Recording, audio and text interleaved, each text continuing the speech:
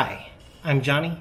You're watching A View to a Grill, and today is my 8 steps to cook the perfect baby back ribs. Let's get started. First beer.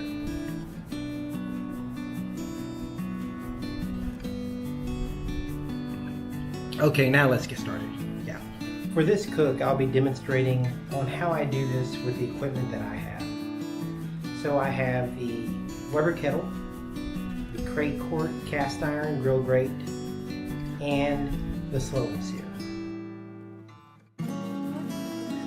Step 1, set up the pit. So if you've noticed, I use a slow and sear. The slow and sear kind of gets dirty over the course of using it, just like everything in your grill. So I like to kind of wash mine off first. Here I'm just using my water hose, squirting out that V shape where you would put the water. You're not going to get it perfectly clean, but you'll get it clean enough. So once you get that all cleaned up to your satisfaction, go ahead and put it in the pit. Here you see that I'm using a couple of chunks of pecan wood and lump charcoal. Also, I still have some unburnt coals from last night, so I'm just going to relight those in my chimney starter and use those to start off my fire in the slow and sear. Today I'm just kind of playing around with 2 ambient temperature thermometers. I'm just looking to see what the temperature is like on one side of the Weber compared to the other side of the Weber. It's just a curiosity thing for me, playing with my barbecue toys. And now I'm just going to put the lid on and bring the temperature up to about, we're going to cook these today between 275 and 285, just so they'll get done a little bit sooner. Step 2. Now we're just going to prep the baby back ribs. On my tray you'll see a half a cup of my SPG rub plus OP, and we're going to also add a 1/4 cup of brown sugar for sweetness.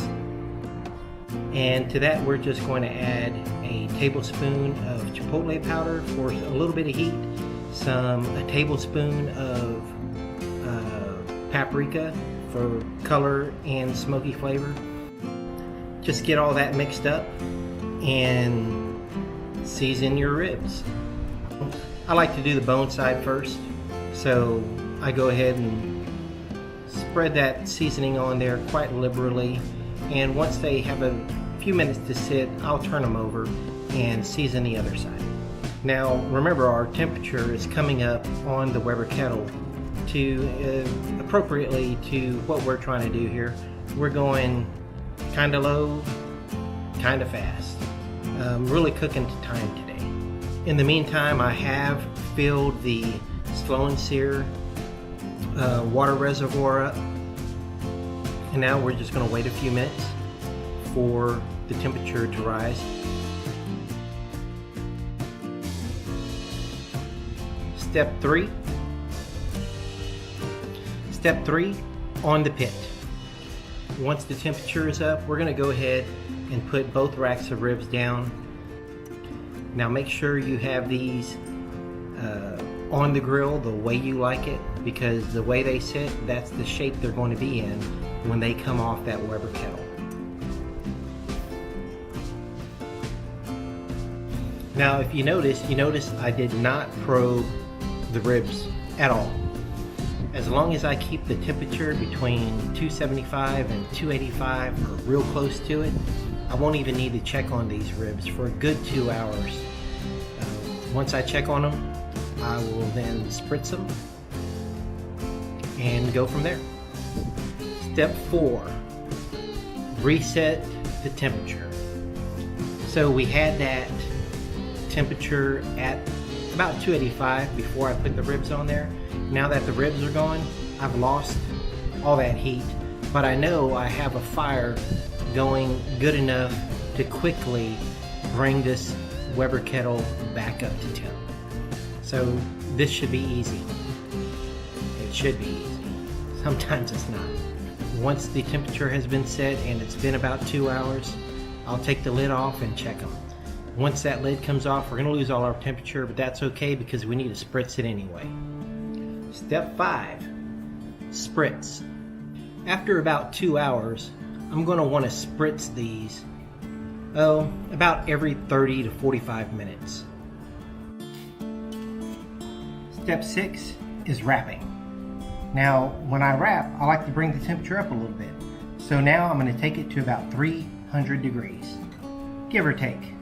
Once we have probed for tenderness and we're at just about the tenderness that we like, we're going to go ahead and wrap the ribs.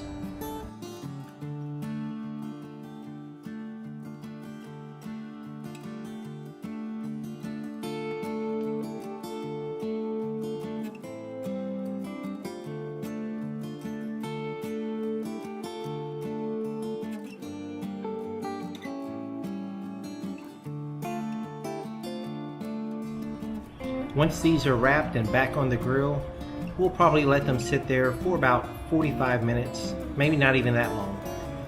We'll check them again at about 30 minutes, and if we need to re-wrap them and put them back on, then that's what we'll do. Otherwise, we'll pull them off. Let's probe for tenderness.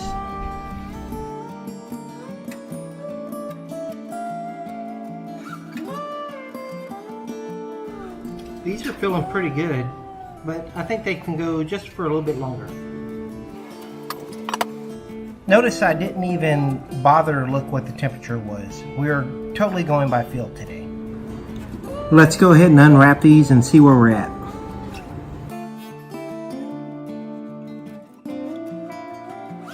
They feel really tender, but I think they can go just for a little bit longer.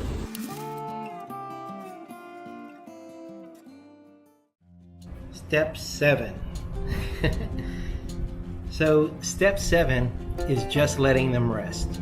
Now, resting your ribs is very critical, but you remember that little woodsy, that owl who could never ever lick the lollipop more than 3 times? Well, that's kind of like me and ribs. I can't really ever let them rest. It's a weakness. What can I say?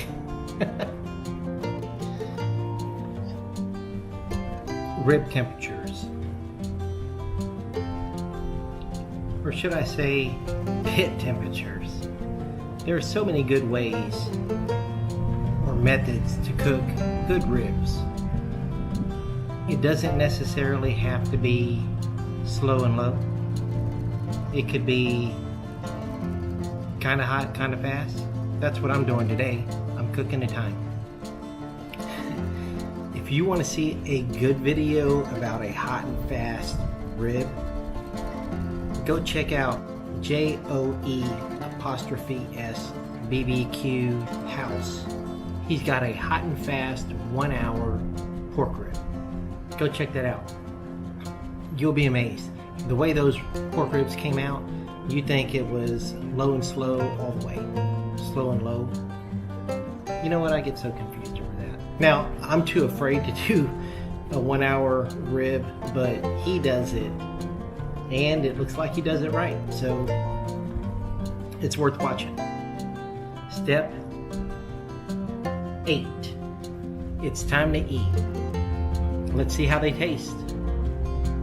So they've been resting for about 30 minutes now, and I can't wait anymore. So we're going to go ahead and give these a try.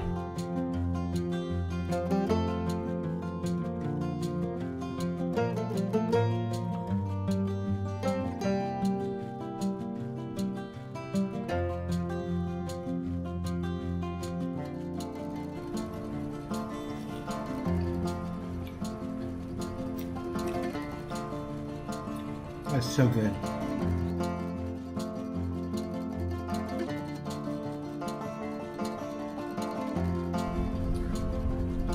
When you're eating ribs like this, you need a big towel.